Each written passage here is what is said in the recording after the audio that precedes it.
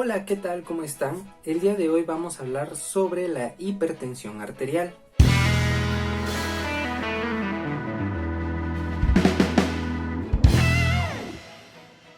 Pero primero tenemos que conocer de dónde viene esto. En principio tenemos algo que se llama presión arterial. Como su nombre lo indica, es la presión que va a ejercer la sangre. Ahora, ¿cómo entendemos presión? En sí, presión es una unidad de medida física. La presión es como tal la fuerza que ejerce ya sea un líquido, por ejemplo, pudiera ser agua para ejemplificarlo. Cuando el agua es intubada, va a tener un tipo de presión. La presión va a ser la fuerza que va a hacer esa agua contra la pared del tubo que la está conteniendo. Entonces la presión va a ser la fuerza que hace la sangre en contra de la pared arterial. Las arterias, como sabemos, son vasos que llevan sangre oxigenada hacia distintos tejidos o órganos, y como tal los otros vasos que existen son las venas, que van a recolectar toda esa sangre y devolverla hacia el corazón para que se oxigene en los pulmones. Supongamos que este es un pedazo de arteria que lo cortamos obviamente para que se pueda ver desde por adentro. Entonces la sangre va a fluir a través de este vaso. La presión arterial va a ser la fuerza que la sangre ejerce, es decir, la fuerza que va a ejercer sobre las paredes de los vasos. No sé si me puedo dar a entender. Entonces la sangre va a llevar una fuerza para fluir, y la otra fuerza va a ser una fuerza de presión que va a hacer que este vaso se empiece a hacer un poquito más grande, o también si el vaso se hace más chico, la presión va a tender a subir. Ok, entonces ya tenemos qué es la presión, ya tenemos que hipertensión es que la tensión arterial va a empezar a subir. ¿Y qué es lo que nos puede pasar si la presión arterial sube? Bueno, pues regresando a nuestro vasito, cuando la presión va a empezar a hacer esto, puede ejercer una fuerza muy grande sobre la pared del vaso. Ahora hay que tomar en cuenta que hay vasos que tienen paredes gruesas, pero también hay vasos muy pequeños que van a tener una pared muy delgada. Y si esta fuerza llega a ser muy grande, puede llegar a reventar por completo ese vaso. ¿Qué es lo que puede provocar? Puede provocar hemorragias. Esas hemorragias pueden ser en lugares de una localización muy difícil de alcanzar, incluso pueden ser grandes hemorragias, aunque normalmente no llega a pasar esto. Ahora, eso solamente en el contexto de la presión como tal. Hay que recordar que nuestra sangre está viva, es decir, lleva muchos componentes, lleva glóbulos rojos, glóbulos blancos, lleva multitud de células, y dentro de ellas también va un componente que es el componente plaquetario. Las plaquetas lo que hacen es que cuando algún vaso sanguíneo llega a tener algún daño, van a llegar a adherirse como si fueran un chicle para empezar a reparar ese daño y que no haya fuga de ese vaso hacia afuera. Entonces, regresando al ejemplo, cuando la presión arterial es alta, entonces esta fuerza que va a ir en contra de la pared del vaso va a ser mucha. Y al seguir fluyendo, lo que va a hacer es lastimar el endotelio, que es la parte más interna del vaso sanguíneo. Al lastimarse el endotelio, se va a desarrollar una cascada que va a hacer que las plaquetas empiecen a llegar ahí. Pero bueno, digamos que la presión arterial ya subió, ya hizo daño al endotelio, entonces las plaquetas se van a empezar a pegar, entonces van a empezar a hacer un trombo, es decir, van a empezar a hacer una bolita que en principio es para ayudar al endotelio a que cicatrice. Pero en realidad lo que aquí va a pasar es que se van a empezar a juntar muchas plaquetas, demasiadas plaquetas. Entonces ese vaso se va a empezar a obstruir. Va a llegar un momento en que, como la presión arterial está elevada, ese trombo puede salir sencillamente e ir recorriendo el vaso sanguíneo. Los vasos sanguíneos empiezan con un calibre alto, es decir, empiezan muy gruesos, pero conforme va avanzando y se va adentrando a órganos, tejidos, a la piel, a lo que sea, se van haciendo vasos muy pequeñitos, y si ese trombo es lo suficientemente grande, puede llegar a obstruir, o puede llegar a un vaso que sea pequeñito y puede llegar a obstruirlo por completo.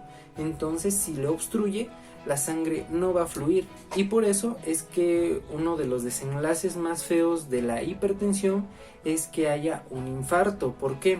Porque cuando llega el trombo y obstruye ese pequeño vaso sanguíneo, va a hacer que no llegue sangre a lo que sigue de ese vaso sanguíneo. Entonces ese tejido que iba a ser nutrido por ese vaso no va a recibir nutrientes ni oxígeno, y es a lo que se le llama infarto, porque se hipoperfunde, es decir, la perfusión sanguínea no llega como tal.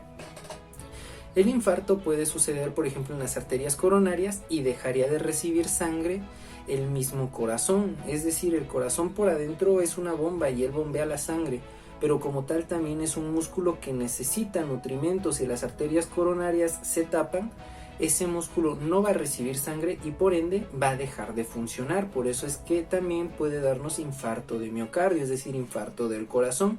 Todos los tejidos se pueden infartar, se puede infartar el hígado, se puede infartar por ejemplo los intestinos, incluso el cerebro. Si ese trombo llega a pasar la barrera y se llega a ir al cerebro, o la presión arterial sube mucho en el cerebro y se forma un trombo, puede llegar a infartar una parte del cerebro, lo que sería un infarto cerebral, y la persona probablemente caiga en coma, y esperemos que no, pero puede llegar hasta morir. Ok, creo que este es el desenlace un poquito más trágico que puede llegar a tener la hipertensión arterial, pero en sí, ¿cómo sabemos que alguien está hipertenso?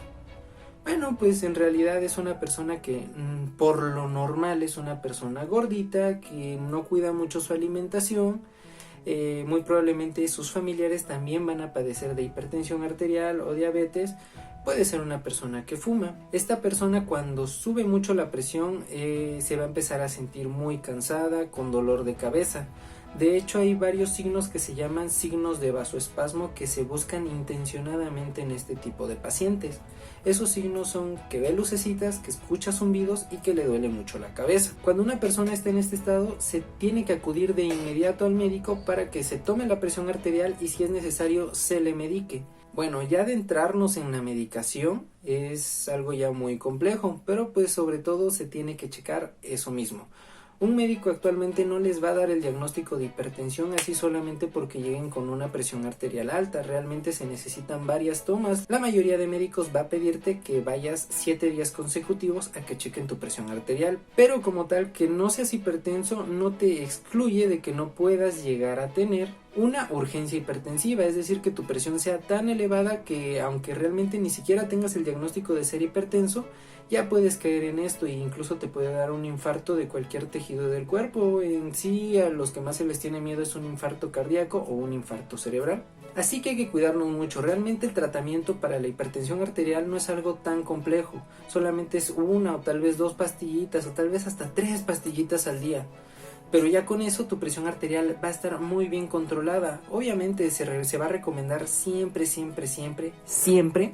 que hagas muchos cambios en el estilo de vida, es decir, que consumas menos sal, menos carbohidratos, que moderes mucho tu alimentación, sobre todo que hagas ejercicio y que bajes de peso si es que estás gordito. También te van a pedir que dejes hábitos como el tabaco o tomar cerveza. Pero pues esto realmente muchas personas no lo toman en cuenta y es lo que más deberíamos de tomar en cuenta. ¿Por qué?